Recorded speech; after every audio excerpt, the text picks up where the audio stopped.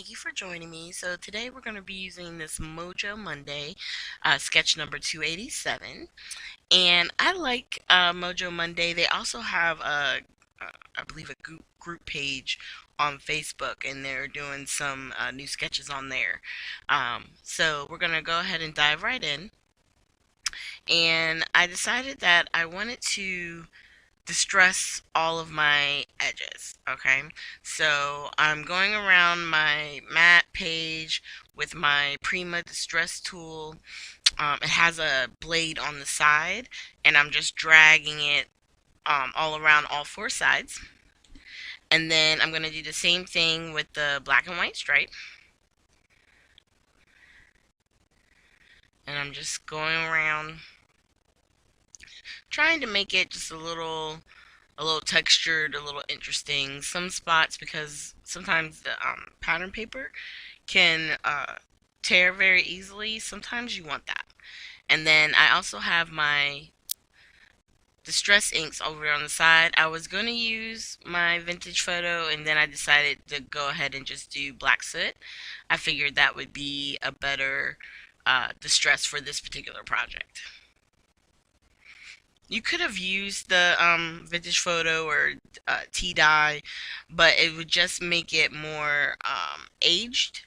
And I didn't necessarily want an aged look. I just wanted um,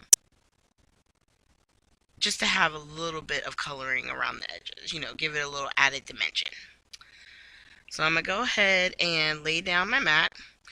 And I don't always do that, but for this one, I wanted to make sure I had it exactly where I wanted it to lay down before I attached my pattern paper on top. Then I'm taking a doily that I had in my stash, and I'm just cutting it in half, and then I'm going to take the same distress ink and go around the edge of that. And then for the two stripe pieces we have here, I'm doing the same thing, going around the matte piece, and then I'm also going to go around my pink paper. And I'm using paper from the Hip Kit Club. I want to say this was from the February. If it wasn't February, it was January, because I only just recently got the March. So I haven't used it yet. But I wanted to share with you the project that I did using the kits. And you can make cards with it. You can do your scrapbooks. So I really enjoy the Hip Kit Club. The links will be down below as well. So you can definitely click over there to the Facebook group, join, and see what the other ladies are creating. And you can also check them out on YouTube. So as with the other piece, I'm just going ahead and finishing up all the same thing. So when it comes to making your cards, whether it be mass production, whatever step you're doing, you're going to want to do it for all your pieces for each card. So with the distressing, so that way it would be done. Um, that's why I just finish, using my distress tool. And then I'm just going to go around the pattern paper with the black soot to give it that finished edge.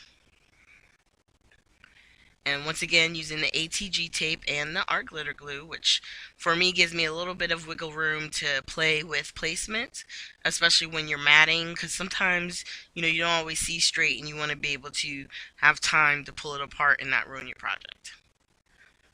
Same thing with our focal image, going around it, and we're going to attach it to its mat as well. And this is basically one of the Project Life cards. And we're just going to go right ahead and attach those. And instead of doing the rounded edge, I just left it perfectly square.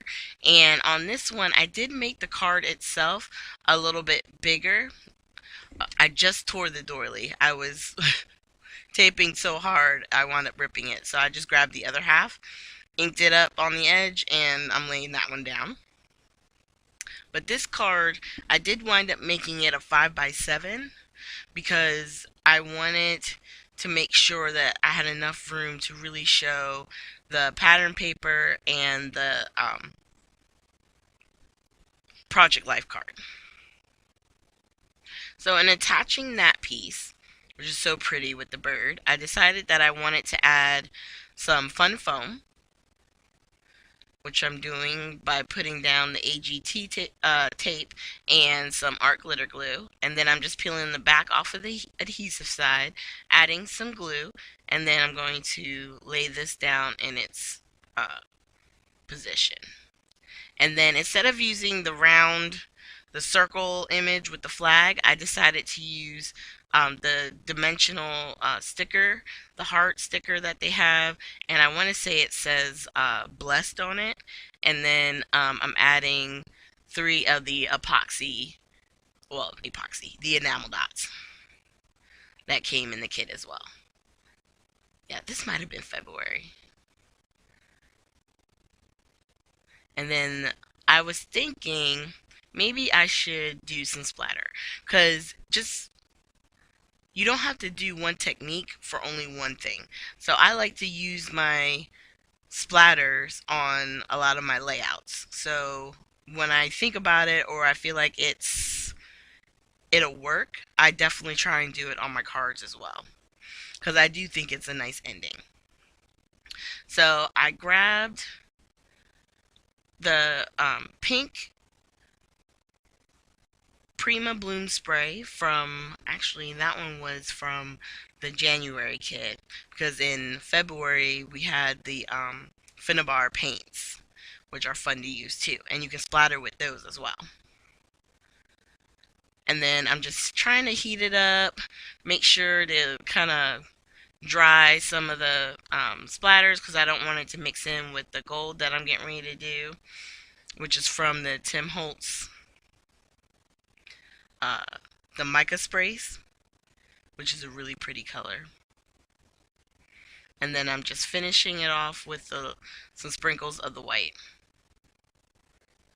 And that one is the Tim Holtz Distress Ink spray, excuse me, in the white picket fence. And it's just a really pretty way to kind of finish off the card. And you could add, like we had the enamel dots there, you could add sequins. There's so many different things that you could use. You could use your Nuvo drops.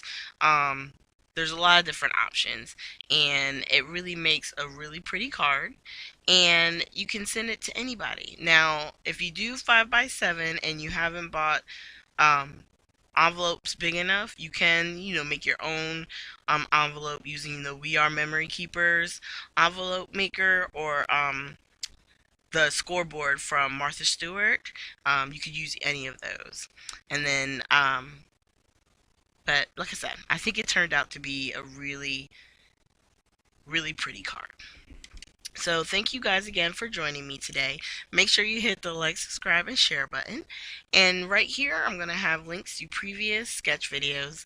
Thanks again, you guys, and have a great day.